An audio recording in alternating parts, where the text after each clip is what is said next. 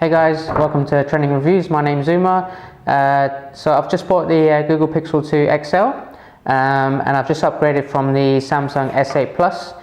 In today's video, I'm going to be showing you, after using my Google Pixel for about 5 days, I'm going to be showing you all of the things that I miss from my Samsung S8 Plus that the Samsung could do, which the Google Pixel can't do. So there's quite a long list, so hopefully you guys have experienced similar things to what I'm about to show you as well. But at the end, I'm going to give you a judgment on if the Pixel 2 was actually worth upgrading to from the Samsung S8 overall. So let's have a run through some of the points and see how they look.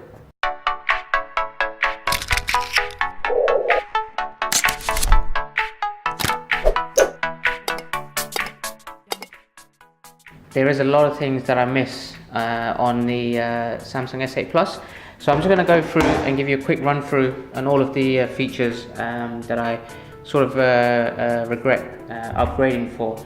First one is the Edge apps. So I use this all the time, and this is just a quick way for me to access a lot of my apps, which I use pretty much daily. So it's a shame that I don't have the Edge screen like I did on the S8 for the Google phone anymore. Second one, I do a lot of running. The S8 comes with a heart rate sensor on the back, so I can just hold my finger over the flash and it will tell me the heart rate. The next one is Face Unlock. So I have set the phone to unlock using my face. Now I know Google Pixel doesn't have that, but it's something that I've started to use a little bit more. So if I give you an example, it's on the lock screen, so I'm just going to point it to my face now, and there you go, it's unlocked. Now the next one is the Edge lighting. So when your phone is down flat, is one of Samsung's peak features that they outlined when they first released the phone. When someone is calling you or messages you, the outside edges of the phone, they light up a specific color. Another thing is the S8 has the headphone jack. Now I know the Google Pixel does not have the headphone jack anymore. I do use wired headphones quite a bit, so I do miss that. Even though it does come with an adapter, it is a little bit fiddly. The other thing is wireless charging. Samsung S8 does have a compatibility with wireless charging. The Pixel doesn't, unfortunately. I do have a wireless charger that I keep with me at work, but that wasn't able to be used now that I have the Pixel. One other thing, on the lock screen for the Samsung S8, when I have always on display, if I just quickly turn that on, now with always on display, you can see just underneath there I have the battery percentage. So it's on 77% at the moment. Now for some reason the Google Pixel does not display the battery percentage on the lock screens. I'm not sure why, but it's a limitation by Google. Unfortunately, I haven't found a workaround just yet for that, but that's something that's very useful, and it's just a standard feature. I'm not sure why they haven't included that. Next thing, if I get a missed call or a text message that I haven't seen yet on the S8 Plus, if my phone is down, when I go to pick it up, I get a haptic feedback, and what that does is it slightly vibrates the phone once you picked it up to let you know that you've actually missed something. So whether that's a call or a text, that's pretty useful. I know Samsung are really good at adding little unique features like that, but unfortunately the Google Pixel didn't have that. In terms of the UI, I found it a little bit easier to uninstall apps using the Samsung UI here. So if, for example, I wanted to get rid of an app I installed, so I would just press for 1 second and the menu pops up with an uninstall option. You can do that straight away from there, whereas on the Pixel, if I do that here, if I just go hold down, I don't have the uninstall option.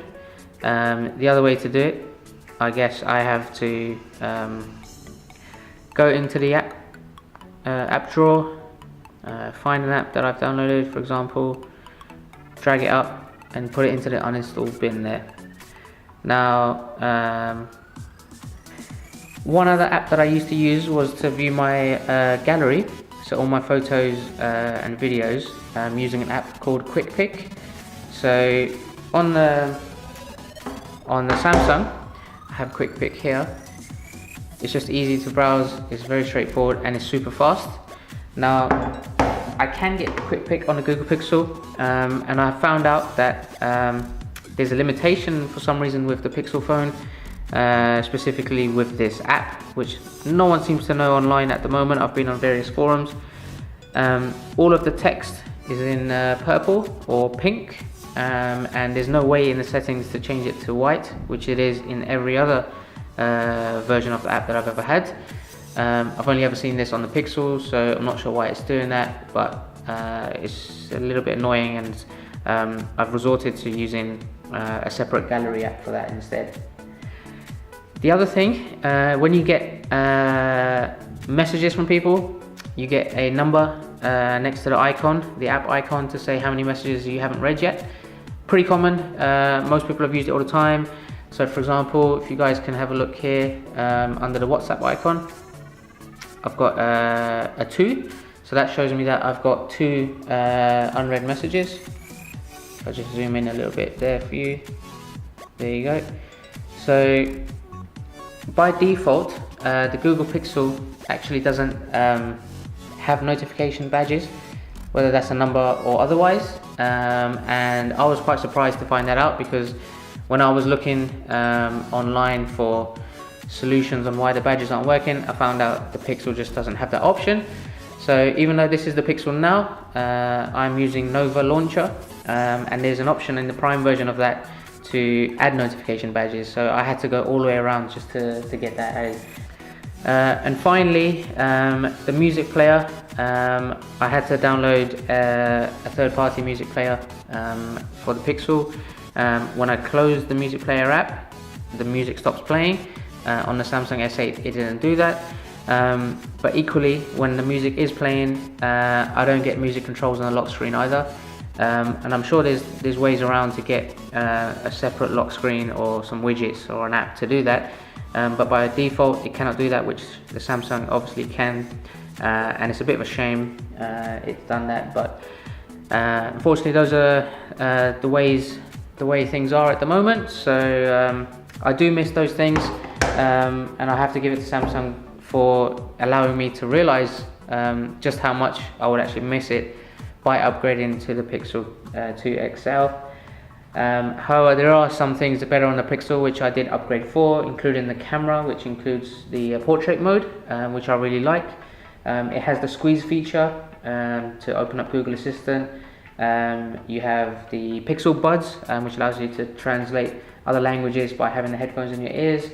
One other thing I really like is the Now Playing feature on the lock screen, and that's quite useful. It appears there at the bottom. And lastly, the option to supply power from the Pixel to another device. So when you connect your phone to a USB, you can either choose to charge the phone, whether you're getting it from an outlet or a laptop or a computer, but likewise you have the option to send power back from the Pixel to the other device, so you're charging the other device as well, and that's a really cool feature as well. So okay, so that was a quick run through of all of the features that I miss from my S8 Plus. What do you guys think? Leave a comment below to see if I've missed anything out, or if you still think the Google Pixel 2 is far better than an S8 Plus. Overall, I think it's actually not worth upgrading. There's just so many things the S8 Plus can do, which you get used to, and it becomes sort of a lifestyle that the Pixel 2 doesn't. So for the past few days, it's been a bit of a struggle to live without some of those features I've just shown you, but overall I am quite happy with the phone. It is fast. I do have stock Android on there as well, and the camera quality I think is far better.